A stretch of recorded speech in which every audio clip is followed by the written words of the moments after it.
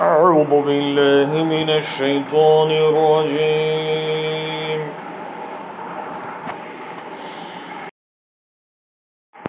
بسم الله الرحمن الرحيم.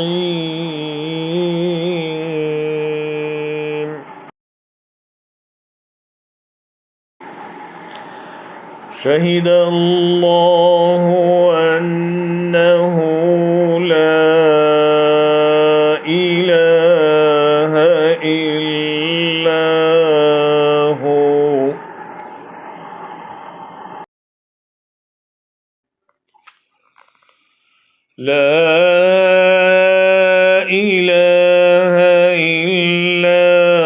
هو والملائكة وأولو العلم قائما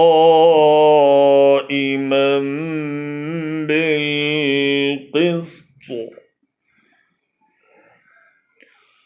لا إله إلا هو العزيز الحكيم.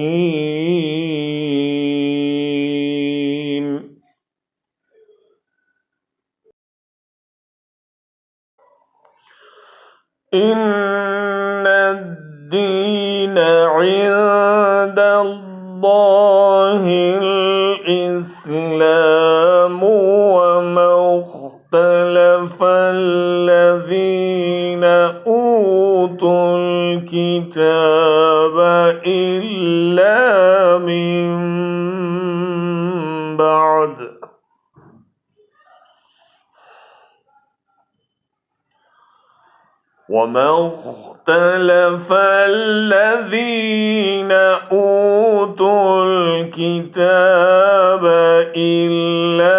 من بعد ما جاءهم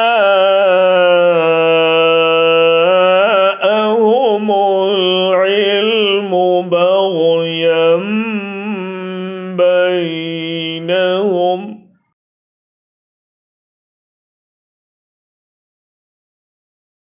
ومن يكفر بآيات الله فإن الله سريع الحساب.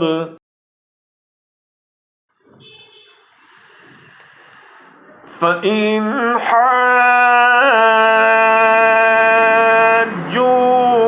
فقل أسلمت وجهي لله ومن اتبعني،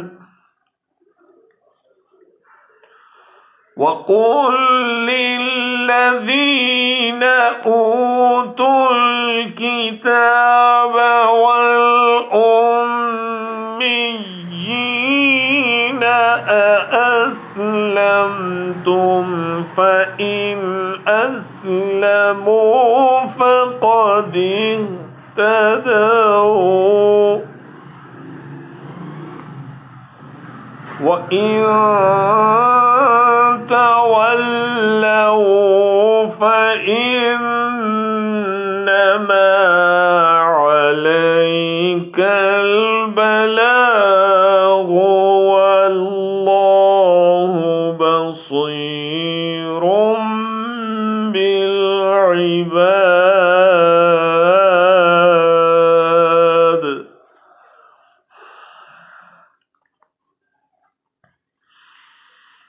إن الذين يكفرون بآيات الله ويقتلون النبيين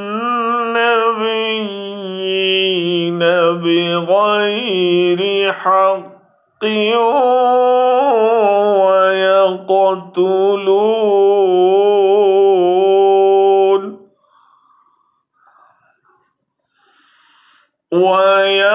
ويقتلون الذين يأمرون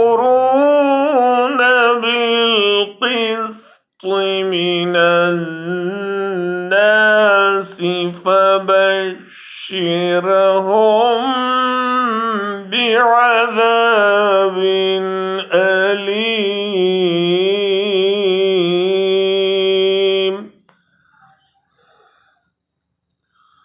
أولئك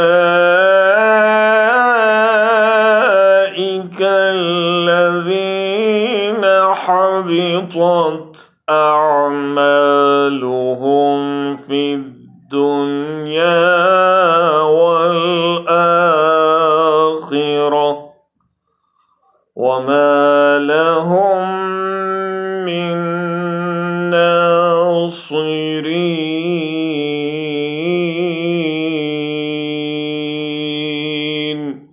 صدق الله